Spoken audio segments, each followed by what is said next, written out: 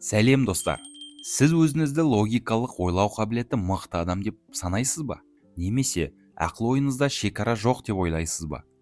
Бүгін біз сіздің логикалық қабілетіңізді тексеретін ерекше әрі қызықты тест дайындадық. Бар болғаны бірнеше сұраққа жауап беріңіз. Әр жауап сіздің логикаңыздың деңгейін анықтауға көмектеседі. Қолыңызға қағаз бен қалам алыңыз, немесе жауаптарыңызды есте сақтауға тырысыңыз. Ал дайын болсаңыз, бастайық. Бірінші сұрақ. Мына жұмбаққа назар аударыңыз. Бір адамның үйінде 3 бөлме бар. Қонақ бөлмесі, жатын бөлме және ас үй. Ас үйде 2 тоңазытқыш, қонақ бөлмесінде 3 орындық, ал жатын бөлмесінде 1 үстел бар. Осы үйде не жетіспейді?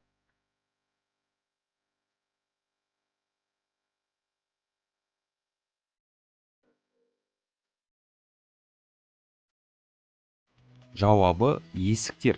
Барлық бөлмелердің есіктері болуы қажет, ал жұмбақта есіктер туралы айтылмаған. Екінші сұрақ. Сіз алда келе жатқан автобусқа қарадыңыз. Оның есігі сол жақта. Ендеше автобус қай бағытта жүріп бара жатыр?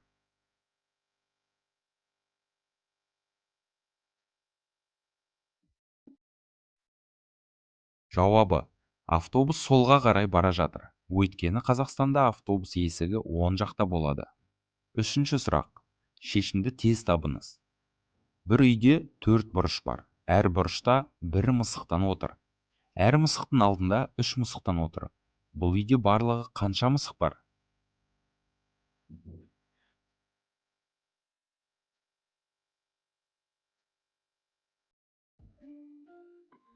Жауабы: үйде бар болғаны 4 мысық бар.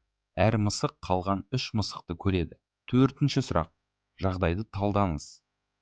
Сіз жер асты үңгірінде қалып қойдыңыз. Үңгірден шығатын 3 жол бар. Бірінші жолда улы жыландар бар. Екінші жолда 10 жылдан бері тамақ ішпеген арыстан бар. Үшінші жолда 5 күн бойы жанып тұрған от бар.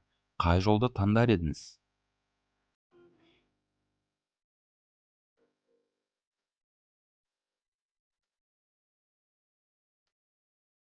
Жауабы: екінші жолды таңдаңыз. 10 жылдан бері тамақ ішпеген арыстан әлдеқашан өліп қалған. Бір әйел бір үйде тұрады. Ол электр жарығын қосқанда ештеңе көрінбейді. Оның үйінде не жетіспейді?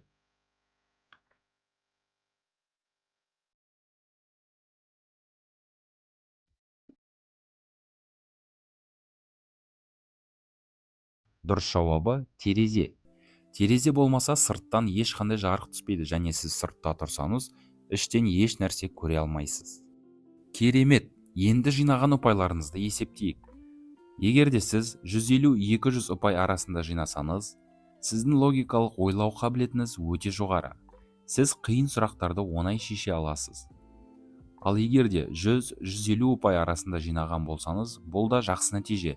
Логикаңызды одан әрі дамыту үшін осындай жаттығулар жасауды жалғастырыңыз.